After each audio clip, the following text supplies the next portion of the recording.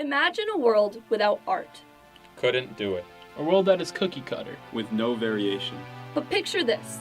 Black and white, no color. For instance, right now. No vibrance, no tone. Simply an empty canvas. Creativity lost in a world set in grayscale. No individuality. No freedom to think. The world would have no story. We'd all be the same. Same ideas. Same beliefs. Same opinions. Art allows us to express Who we are. Who we want to be. And what we can become. Art has incredible powers. It opens the mind. If you're up for the challenge, Simply open your eyes. Our mission, to provide every student with a means of self-expression and an appreciation of the arts. At least that's what art classes aim to teach. In order to understand the full problem, we have to take a look at where it all began. In 1821, art instruction was introduced into the public school curriculum, but arts education has swung from one extreme to another. This shift can be tracked with the current change from STEM to STEAM education.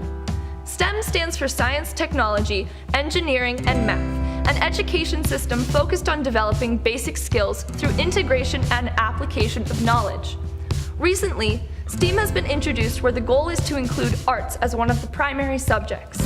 STEAM advocates for art to be treated as an applied subject by engaging students' strengths through creative activities. Providing artistic outlets such as art, music, theater, and dance is enormous to humanity and to development as a person. You can express yourself there without any kind of repercussions. Drama is important to me because it's an outlet for myself, and I know it's an outlet for many of my other friends who are a part of it. But I definitely see a difference between my friends who are in drama and my friends who aren't in drama, mostly in skills like public speaking and being able to think on the spot. A lot of the decisions that are driving educational funding are statistically based. And since the arts are so subjective rather than objective, they're going to go away because they can't be measured empirically. We had many complications with the stage already that we weren't able to fix. We have water damage. If it rains too hard, it leaks on the stage. The stage is falling apart. The real issue is that we are not the only people that use the stage. We use the auditorium for sports awards. We use it for our symposium that we had last week. We do everything in the auditorium and no one is able to fix it. That whole opportunity for the arts is just going to continue to fade away as long as we are trying to generate data to substantiate educational programming and funding. It would be nice if we could see the school's budget match the need that we have in drama. Art offers a diverse way of thinking and is important in educating the entire child.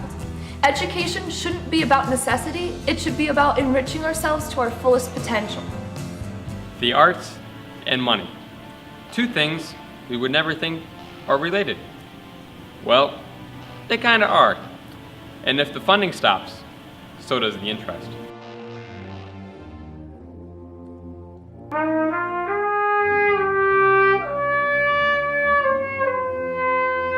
I think the federal government could do much more in funding the arts. I mean, if I'm not mistaken, I think the NEA has a budget of $25 million less than it did back in 1992. So we're going in the wrong direction. The arts in this country, it generates about $700 billion to the U.S. economy. When they graduate first from high school and then go on perhaps to college and beyond, is that they are well-rounded, serve whole people. I think that creating a critical thinker and somebody who has a broad perspective on the world serves them quite well, and you see that in the data that as you track those folks into the economy. The arts, I think by many people would be viewed as being sort of a nice thing, but not a necessary thing in terms of future of our economy and vocational training. I actually think that that's wrong-headed. More funding would be great. I mean, the arts is what people want to do. It's all about music, drama, theater, dance, art. That's your life. art is everywhere. In our technology, our infrastructure, our entertainment. It's an inherency of the human condition. So why would you want to get rid of it? Art means a huge deal to me. It's always been a part of my life in some way, shape, or form, and And I think why is because it's a purge of emotion, and not only that, but you get to share that emotion with others so they can empathize, they can relate. It makes everyone feel a little less alone in their heads, you know? Music has been my medium of choice for that because while art, in my opinion, is essentially the pure and unadulterated physical and tangible expression of emotion, music is the most physically effective way to translate that to people. Without art, I feel like there wouldn't be life. We'd be animalistic. As our consciousness expanded as beings, so did our ways of expressing it.